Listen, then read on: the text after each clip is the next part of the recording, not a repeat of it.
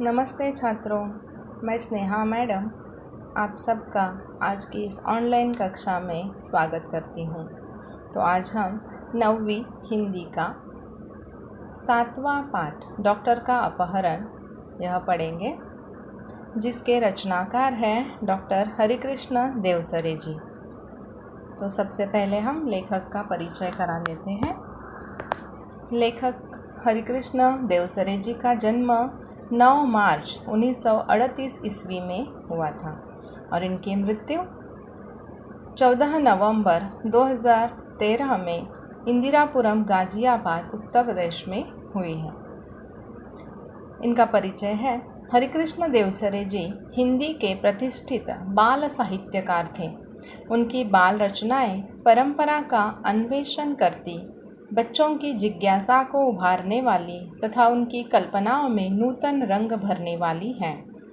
इनकी प्रमुख कृतियाँ हैं खेल बच्चे का, आओ चंदा के देश चले, मंगल ग्रह में राजू, उड़ती तश्तरियाँ, गिरना स्काईलैब का, दूसरे ग्रहों के गुप्तचर आदि वैज्ञानिक बाल उपन्यास इन्होंने लिखे हुए हैं। डॉक्टर का अपहरण इस गद्य संबंधी थोड़ी जानकारी लेते हैं। यह एक विज्ञान कथा है।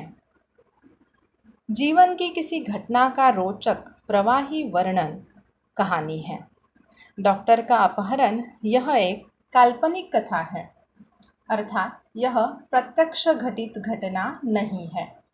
लेखक ने इस काल्पनिक कहानी के माध्यम से विज्ञान के कारण उद्योगों का अंधाधुंध विकास, प्रदूषण, बढ़ती हुई बीमारियां, पर्यावरण असंतुलन, इन सब के कारण मानव जीवन पर पड़ रहे कुप्रभावों के प्रति हमें सतर्क अर्थात जागरूक किया है। आज वर्तमान स्थिति में भी हम सब एक खतरनाक बीमारी से जूझ रहे हैं बच्चों। कौन सी बीमारी? कोरोना। इस एक वायरस की वजह से आज सारी दुनिया घर में बैठी हुई है। सारे लोग डरे हुए से हैं, सहमे हुए से हैं। दुनिया भर के डॉक्टर्स और वैज्ञानिक इस बीमारी का इलाज ढूंढने में लगे हुए हैं। स्कूल, कॉलेज, कारखाने, बाजार सब बंद हैं, जिसके कारण अनेक प्रकार के नुकसान सहने पड़ रहे हैं, जैसे कि आर्थिक नुकसान हो, शैक्षणिक नुकसान हो। इन सारी परिस्थितियों का जिम्मेदार कौन है बच्चों? मानव ही है। मानव ने जो वैज्ञानिक प्रगति की है उसी का यह नतीजा है। इस पाठ में डॉक्टर भटनागर जी का अपहरण किया गया है। अपहरण अर्थात अगवा, किडनैप किया है उन्हें। किसने किडनैप किया है बच्चों?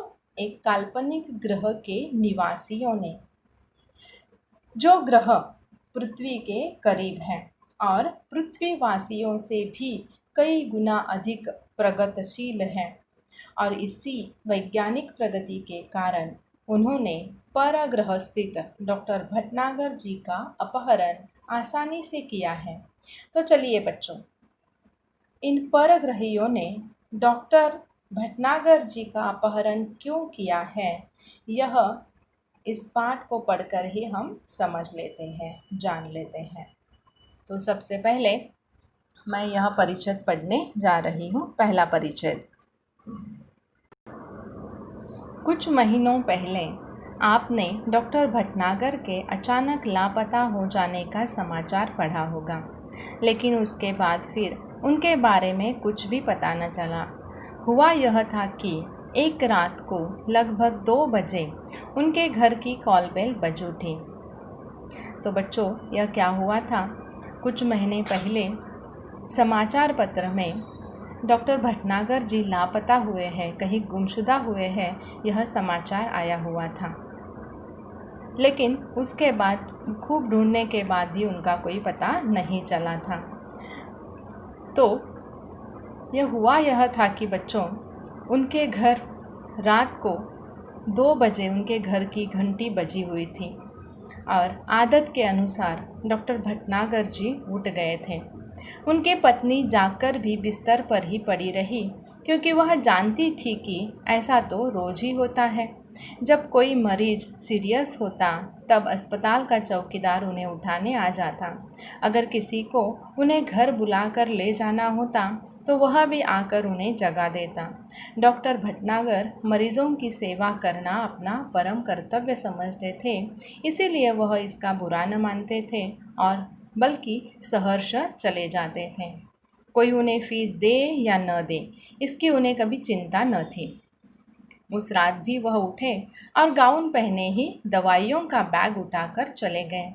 आमतौर से होता यह था कि वह 1-2 घंटे में लौट आते थे या फिर सवेरा होते होते तो अवश्य ही आ जाते थे, क्योंकि उन्हें अस्पताल समय से पहुंचने की आदत थी।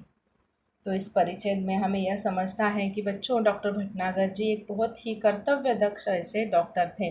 मरीजों की सेवा करना वह अपना परम कर्तव्य समझते थे। लेकिन ऐसे कर्तव्य दक्ष डॉक्टर का अचानक लापता हो जाना, यह खबर बहुत ही बुरी थी और यही खबरें समाचार पत्रों में आ रही थी।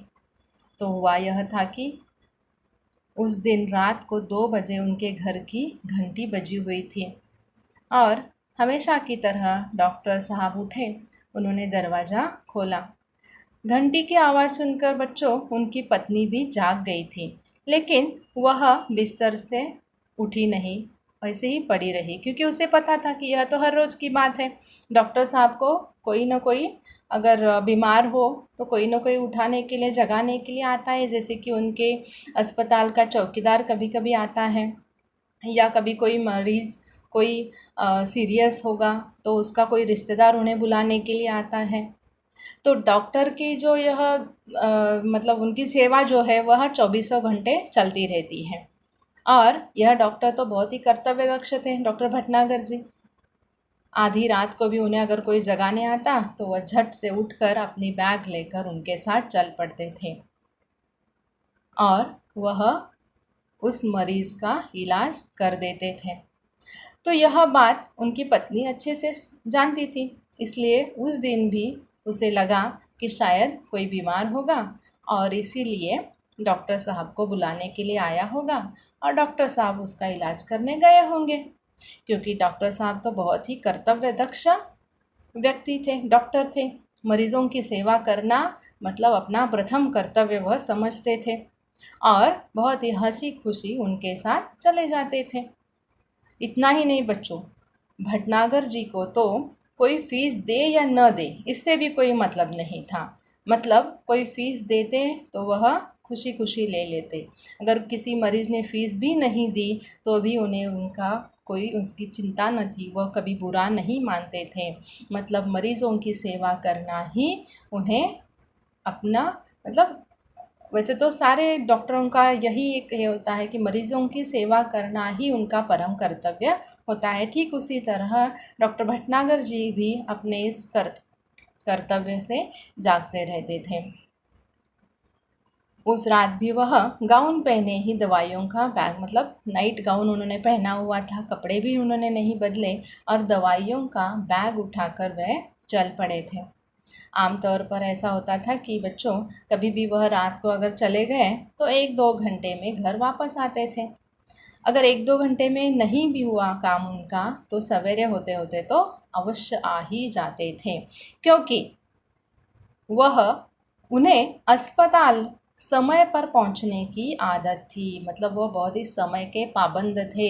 हर रोज़ का उनका जो वक्त था, मतलब जो जिस टाइम पर वह हर रोज़ अस्पताल जाते थे उसी वक्त वह हमेशा अस्पताल पहुंचा करते थे, न पहले न बाद में। तो इस तरह से डॉक्टर भटनागर जी समय के भी बड़े पाबंद थे। किंतु उस दिन जब देर सुबह तक डॉक्टर भटनागर नहीं लौटे तब उनकी पत्नी चिंतित हुई। पहले सोचा कि शायद मरीज की हालत गंभीर होगी, इसलिए देर लग गई होगी। फिर यह भी सोचा कि हो सकता है आज सीधे अस्पताल चले जाए। लेकिन जब मरीज उन्हें घर पर पूछने के लिए आने लगे तब उनकी हैरानी बढ़ गई। उन्होंने मित्रों तथा कुछ अन्य संबंधियों को फ़ोन किया और डॉक्टर साहब के बारे में पूछताछ की, किंतु कोई जानकारी न मिली। कुछ देर के लिए वह यही मान बैठी कि शायद वे किसी दूर के गांव में गए हो और किसी कारण से जल्दी वापस न आ पाए हो। तो देखिए बच्चों, उस दिन रात को 2 बजे डॉक्टर साहब गए तो थे, लेकिन जल्दी वापस नहीं लौटे थे।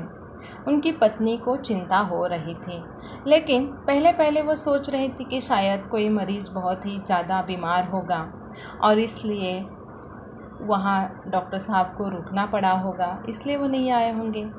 फिर उसने सोचा कि शायद देर हो गई है, इसलिए शायद वो अस्पताल ही चले गए होंगे सीधे से। लेकिन अस्पताल में आने वाले मरीज जब घर तक आने लगे पूछने के लिए कि डॉक्टर साहब अस्पताल में क्यों नहीं आए हैं, तो यह बात सुनकर उनकी पत्नी की चिंता बढ़ गई। वह परेशान हो गई। उन्होंने डॉक्टर साहब के मित्रों को और कुछ संबंधियों को भी फ़ोन किया और डॉक्टर साहब के बारे में पूछताछ करने लगी कि आपके घर आए हैं क्या, कहाँ गए हैं, आपको कुछ पता है क्या। लेकिन किसी से भी उन्हें कोई जानकारी नहीं मिली। तो फिर से वह सोचने लगी कि शायद किसी दूसरे गांव, किसी दूर के गांव में डॉक्टर साहब गए होंगे, जहां से आना उन्हें जल्दी वापस आना नहीं हो पाया हो, या वहाँ कोई मरीज़ बहुत ही ज़्यादा बीमार हो गया हो, उसके पास वह रुके हुए हो, ऐसा वह सोच रही थी। शाम तक भी जब डॉक्टर भटनागर नहीं लौटे, तब उन्होंने पुलिस स्टेशन को फ़ोन किया। डॉक्टर भटनागर का इस तरह गायब हो जाना पुलिस के लिए भी हैरानी का कारण बन गया। चारों ओर खोज शुरू हो गई। वायरलेस से संदेश भेज दिए गए। डॉक्टर भटनागर के गायब होने का समाचार बिजली की तरह शहर भर में फैल गया। उनकी पत्नी खोज के लिए केवल इतना ही सूत्र दे सकी कि डॉक्टर साहब अपनी कार में नहीं गए, उन्हें लेने कोई गाड़ी आई थी, जिसके बड़े पहियों के निशान उन्होंने सवेरे घर के बाहर सड़क की फुटपाथ पर देखे थे। तो देखिए बच्चों, शाम तक भी डॉक्टर भटनागर नहीं लौटे। तब उनकी पत्नी की चिंता और भी बढ़ गई। वह हैरान हो गई, परेशान हो गई और उन्होंने ठीक समझा कि मुझे क्या करना चाहिए, पुलिस स्टेशन में इसका फ़ोन करना चाहिए। और इसलिए उन्होंने पुलिस स्टेशन में फ़ोन किया और डॉक्टर भटनागर जी गायब हो गए हैं, लापता हो गए हैं, इस बात को पुलिस को बताया। पुलिस के लिए भी यह हैरानी का कारण बन गया था। चारों ओर पुलिस उनको खोजने लगे। वायरलेस से संदेश भेज दिए गए। डॉक्टर भटनागर के गायब होने का समाचार बिजली की तरह सारे शहर भर में फैल गया। सब लोग चिंतित हो गए कि अचानक से डॉक्टर साहब कहाँ गए। उनकी पत्नी को कुछ भी पता नहीं था। अभी खोज के लिए कुछ सूत्र देना चाहिए था, ज़रूरी था, लेकिन डॉक्टर साहब की पत्नी कुछ भी नहीं बता पा रही थी। वह सिर्फ इतना बता रही थी कि डॉक्टर साहब अपनी गाड़ी लेकर, अपनी कार लेकर नहीं गए हैं, बल्कि उन्हें कोई दूसरी गाड़ी लेने के लिए आई हुई थी, जिसके बड़े बड़े पहियों के निशान उन्होंने सवेरे उनके घर के बाहर के सड़क पर और फुटपाथ पर देखे हुए थे। अभी यही एक सूत्र था जो डॉक्टर भटनागर जी को खोजने में काम आ सकता था, पुलिसों के काम आ सकता था।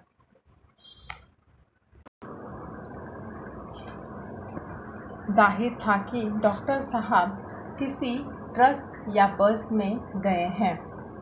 मोहल्ले वालों से पूछताछ करने पर भी कोई जानकारी न मिली। फिर भी पुलिस ने वायरलेस से यह सूचना भी जारी कर दी कि कहीं किसी एक्सीडेंट के बारे में जानकारी मिले तो सूचना तुरंत दी जाए। तो देखिए बच्चों, डॉक्टर साहब की पत्नी बता रही थी कि बड़े बड़े पहियों वाली कोई गाड़ी आई थी, जिसमें बैठकर डॉक्टर साहब रात को 2 बजे गए हुए हैं। तो पुलिस को लगा कि शायद बड़े पहियों वाली गाड़ी कौन सी होगी, ट्रक या बस होगी। डॉक्टर साहब के आस पड़ोस के जो भी लोग थे, मोहल्ले वाले लोग थे, उनसे भी पूछताछ की गई, लेकिन किसी ने डॉक्टर साहब को नहीं देखा था। पुलिस ने वायरलेस से यह भी सूचना दी थी कि कहीं कोई एक्सीडेंट हुआ है क्या, वहाँ कोई व्यक्ति मारा गया है क्या। तो इस तरह से अलग अलग तरीके से पुलिस अपना काम कर रही थी, लेकिन कोई जानकारी नहीं मिल रही थी। कई दिन बीत गए, कोई सूचना नहीं मिली। चूँकि डॉक्टर भटनागर का कोई शत्रु भी न था, इसलिए यह शंका करना व्यर्थ था कि उनकी हत्या कर दी गई होगी। पुलिस अब केवल दो ही सूत्रों पर विचार कर रही थी।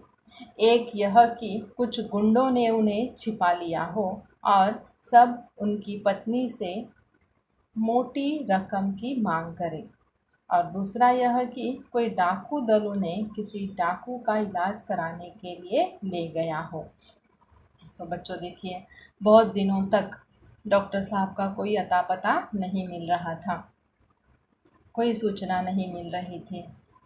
अभी डॉक्टर साहब का कोई शत्रु भी नहीं था, वह तो बहुत ही अच्छे थे, बहुत ही लोगों की मदद करने वाले ऐसे मददगार डॉक्टर थे। तो कौन उसकी हत्या कर सकेगा या उनको कोई नुकसान पहुंचाएगा, ऐसी कोई बात ही नहीं थी। तो पुलिसों को दो आशंकाएं हो रही थी, दो सूत्र उनको वह विचार कर रहे थे। पहला यह था कि शायद डॉक्टर साहब को कुछ गुंडों ने उठा लिया हो, गुंडों ने उनको किडनैप कर दिया हो। किस लिए? पैसों के लिए। तभी कोई उनकी पत्नी से मोटी रकम की मांग करेंगे और पैसे देने के बाद डॉक्टर साहब को छोड़ देंगे। मतलब पैसों के लिए यह किडनैप किया गया होगा, ऐसा एक अंदेशा पुलिस को हो रहा था। और दूसरा अंदेशा यह था कि कोई डाकू दल ने उन्हें उठा लिया हो, उनके दल के किसी डाकू का इलाज कराने के लिए शायद डॉक्टर साहब को उठाकर ले गए होंगे। ऐसे दो सूत्र पुलिसों मतलब इन सूत्रों पर पुलिस विचार कर रहे थे, दो अंदेशाएं उन्हें हो रही थी।